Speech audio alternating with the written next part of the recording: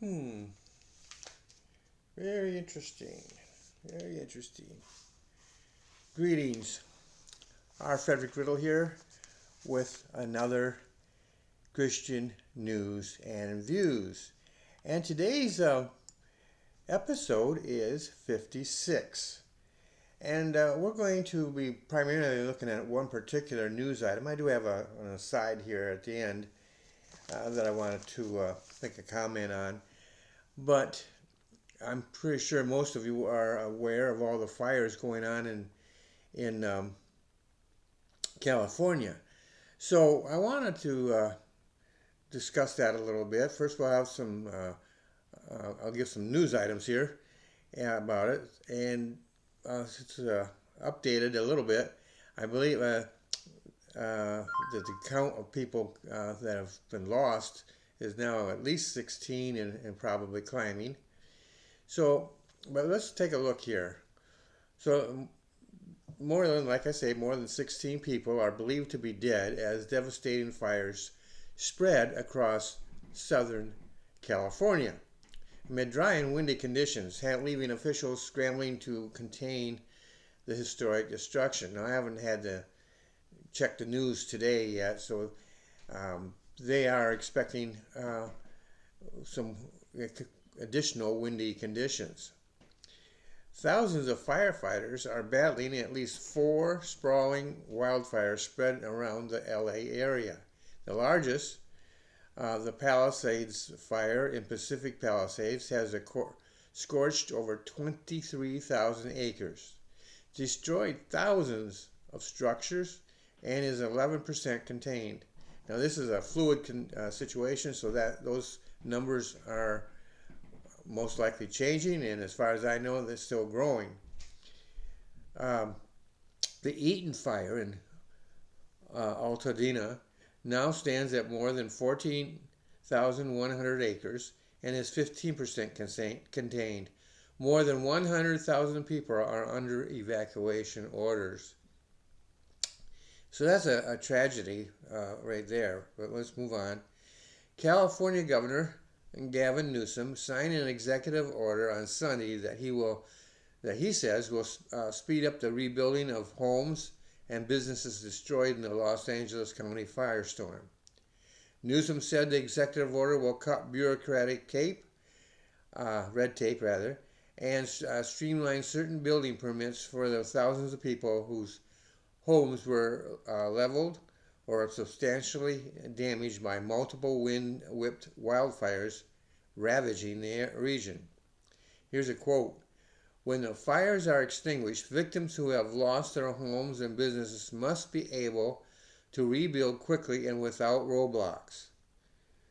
The executive order I signed today will help cut permitting delays and important first step in allowing our communities to recover faster and stronger. I've also ordered our state agencies to identify additional ways to streamline the rebuilding and recovering process. So here's my opinion on what that so far. First of all, I'm not necessarily a fan of Governor Newsom. Um, just not a fan, okay? But I think in this particular case, he's doing a wise thing. We've seen that red tape, um, insurance delays, all sorts of things.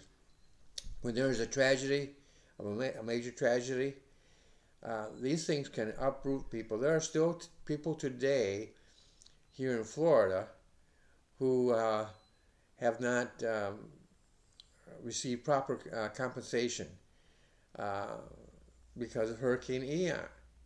And now you've had other hurricanes, including Helene and Milton. And so, what this is, of course, we're talking about hurricanes, we're talking about fire, but a tragedy is still a tragedy. A major one, in fact, impacts the population of a state. And so, the reason I bring this particular one up is California is not known for being proactive in doing the right things. They're very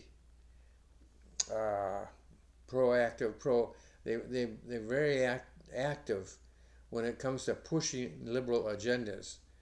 But taking care of their people is, in my opinion, not necessarily their highest priority.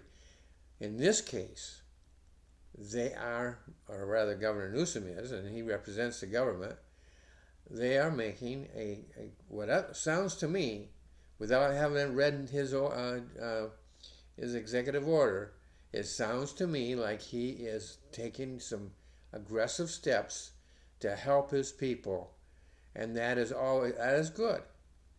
I don't believe in being freeloaders and stuff like that, and we're not talking about that. We're talking about people who did nothing wrong, and they've lost their homes.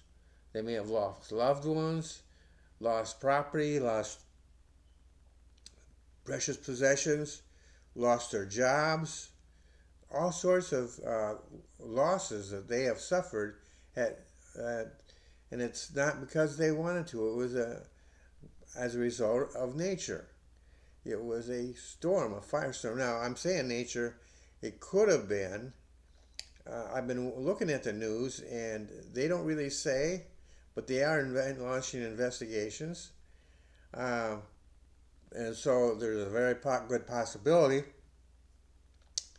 that, well, I shouldn't say good possibility. There is a possibility that somebody started those fires on purpose. Don't know that to be true. Don't want to start rumors. I'm just saying what it looks to me like it could be. But we'll have to wait and see what the investigation turns out. So here's some further news on that firestorm. Firefighters holding blazes in check, but new wind event on the way. Now this was at the beginning of the weekend, and so like I said at the beginning here, I didn't tap into the news today. Wasn't much in the paper about it, and so I'm assuming that the winds did come. And since there's an old saying, no news is good news, and since I haven't heard anything, I'm going to make that assumption that they still are holding it in check, and we'll just have to wait and see how that works out.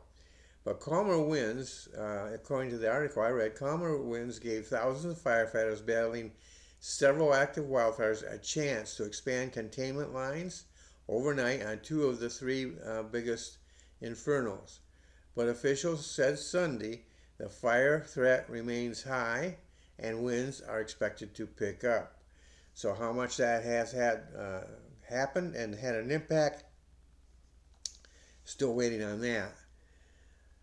The number of confirmed deaths from the fires stayed at 16 on Sunday, according to the Los Angeles County Medical Examiner's Office.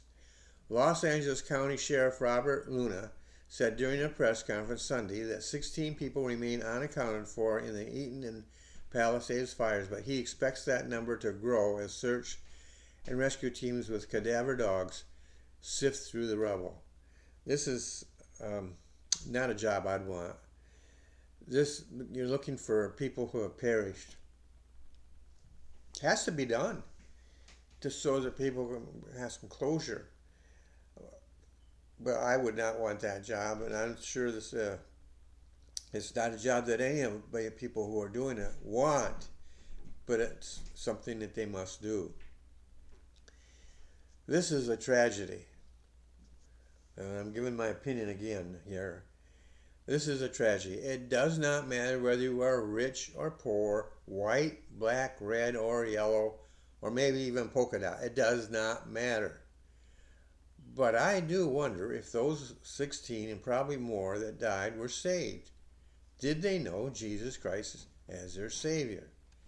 In this age that we live in, and in a state like California, there is a high probability that they went into eternity not knowing the one person who died for them and offered them the gift of salvation. My hope and my prayer is that every one of them were saved. I don't wish that on any saved person, but these people actually have died. And so, where are they spending eternity? That is a tragedy, and it's not going to be reported in the news. It's not going to be reported on TV. You may or may not see it on the internet. If some pastors or Christians might comment it on the internet, like I'm doing. But it is a tragedy, and it's all the more reason why we need to get the gospel out there, because tragedies like this do take place. People can rebuild homes. They can rebuild their physical health and fortunes, but there is no second chance to go to heaven. I know the Catholic Church preaches purgatory, but it's not found in the Bible. Um, it's just not. It's not real. When you die, you either go to heaven or to hell.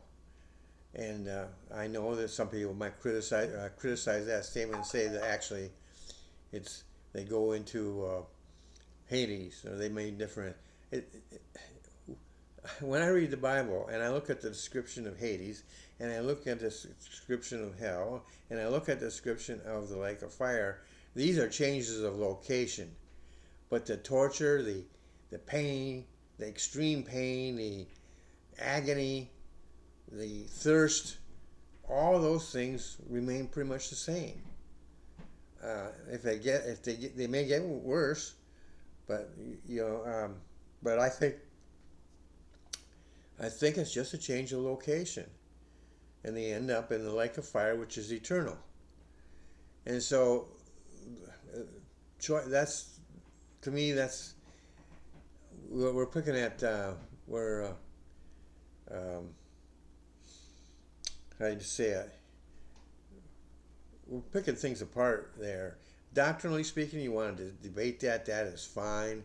But when you're talking about a tragedy, it's heaven or hell.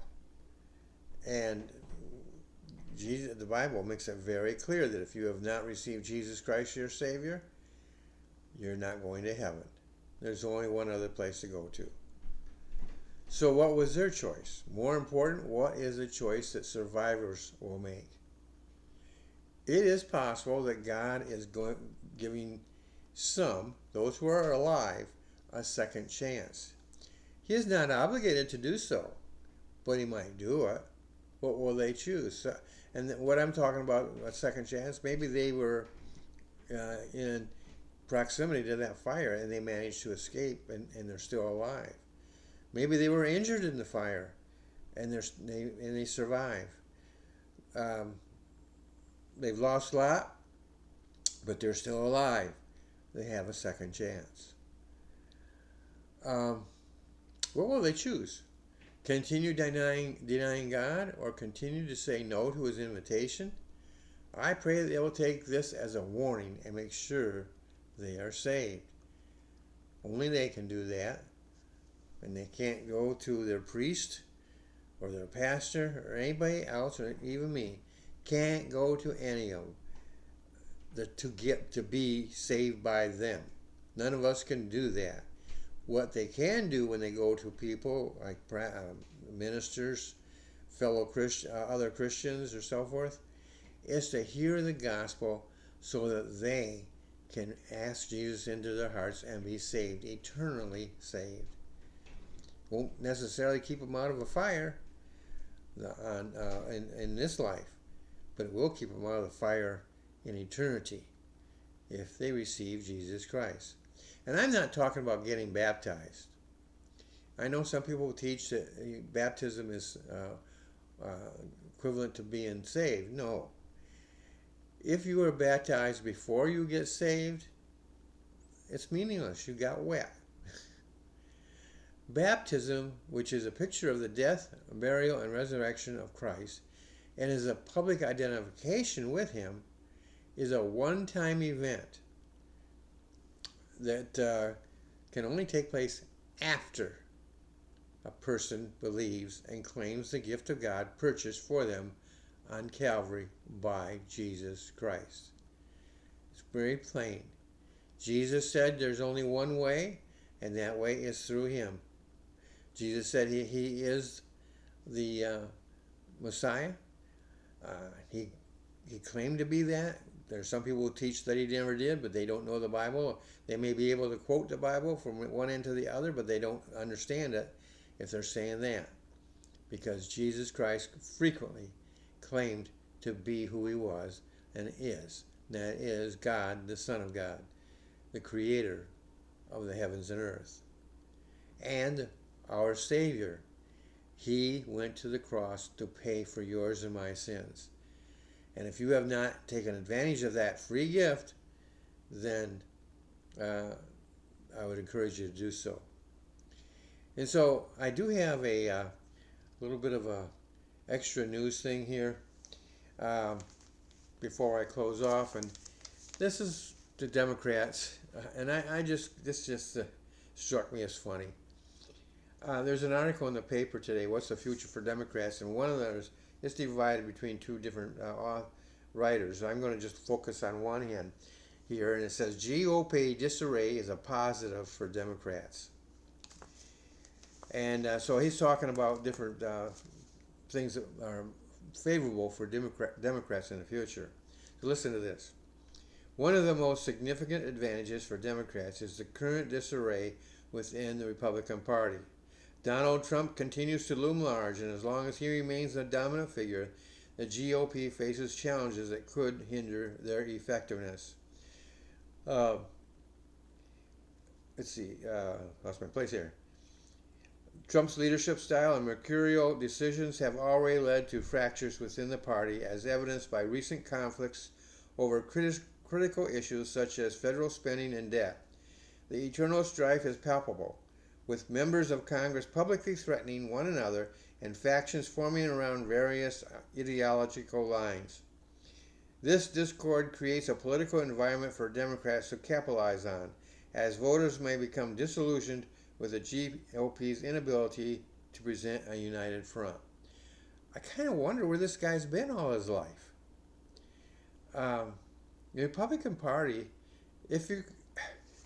the first thought that when I read this was, what disarray? If you know your history of the Republican Party, and I've been in and out of the party for years, sometimes I threaten to leave it, and right now I don't have a membership in it, but I know probably about it. I lean more to the Republican Party, and I support Republican issues and Republican candidates, and I have never supported a Democratic agenda or candidate. So while I'm not an active member, that's in quotes, I am basically a Republican. But the thing is this, the Republican Party has, if you want to use the word disarray, okay, but they've been in disarray for years, long before Trump got involved. Some of the things they talk about here, internal strife, we've seen that before amongst the members, publicly threatening one another, various factions forming around various ideological lines. That is their history. By the way, it's also the history of the Democratic Party. They have their battles too. But just focusing on this, there's nothing new here. This is part of the Republican Party. When you bring so many people in, either party, they're so big that they bring people in from various ideological views, whatever, their status in life, that there's going to be clashes. The thing is, when do they work together when they get in office? And the Republicans, I'll grant, the Republicans have not always worked together. But then again, they didn't have Trump. He says he continues to loom large. That's very true. And as long as he remains the dominant figure, the GOP faces challenges that could hinder their effectiveness. Now, he's missed the boat on that one altogether. Trump is what brought the party together. Trump is what's united the party more than it has been in the past. There are factions within it, but one of the things that I've noticed is that these different factions want Trump on their side. They kind of identify with him because basically they wouldn't be in office except for him. And so the thing is that they want to continue to hold on to his coattails. Well, that gives him the leverage he needs to get what he wants. Now, I could be proved wrong on this. Well, history we'll see how things go. But I fully expect, yes, there's going to be battles. Yes, there's going to be factional battles. But when it comes down to it, he's going to get his way. Case in point, Johnson, the Speaker of the House. Trump basically got him reelected. And so the thing is that Trump's influence goes deep. And it's a good influence. You got to remember, when you're reading articles like this, especially if they're coming from the Democrats, you're not going to see anything very likable, anything that gives the Republicans any kind of praise whatsoever. When this guy is doing is knocking Trump and saying the same old stuff they've said all along about Trump. But the thing is that Trump is a uniting factor within the party. And I think much of the populace of this nation agrees with that statement because we had a landslide victory. They had 4 years of Biden and Harris, and they didn't want another 4 years of Harris or the Democratic Party. And so they saw what happened when they were in power. And so they look at Trump as being the answer to that, not as the cause of the problem. And so I just thought that was amusing that they're still pointing fingers is what they're doing. They're still struggling to find out why they didn't do good. And they're pointing their fingers out at different people and so forth, even within their party, but outside the party as well. And so they're grabbing at any straw they can find. So that's the news today. If you like this channel, I want you to be sure to subscribe using the icon below. By subscribing, you not only ensure that you have access to both my podcasts, which is this one here, Christian News and Views, and Becoming a Published Author is Fun. That's a free podcast. I give out advice, coaching, information, all sorts of stuff to help. If you're interested in becoming a published author, I give out advice that will help you now. Is it as in depth of my course? No, of course not. But I draw from the course information that will go into that podcast. Sometimes I get information, it goes into the podcast, and then goes into in a much deeper fashion, goes into the course. Depends upon how the time frame involved there. But you get both of those podcasts. So when you do that, there's one more thing. You encourage me. So I encourage you to subscribe, and I will do all in my power to create episodes that will inform, encourage, and inspire you. That is what I want to do, and I'm hoping that you will do that. Subscribe. Again, right down below here, you subscribe, and I will give you the best that I can ever give. Each and every time I do a podcast, I think about it, I work with it, I study it, and I try to give out some good content that you can use in your regular life, as in this podcast, or as a writer in the other podcast. You have a great day, and I will see you in the next episode.